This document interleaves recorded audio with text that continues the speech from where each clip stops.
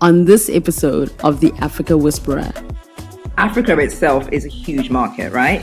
And obviously Africans living outside of Africa in terms of the diaspora and just Africans everywhere is a huge market as well. So when we were at the point of birth in OmoBerry, specifically, it was like, okay, you have CoComelon, which is like a huge brand within Africa.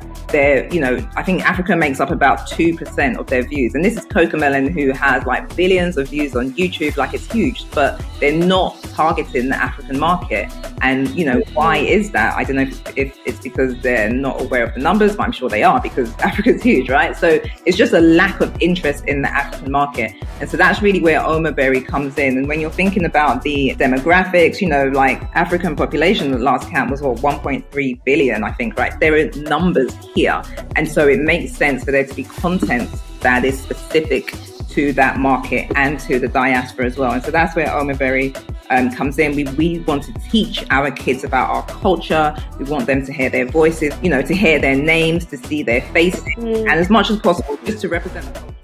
The Africa Whisperer, Lee Kasumba, telling authentic African stories from a global perspective.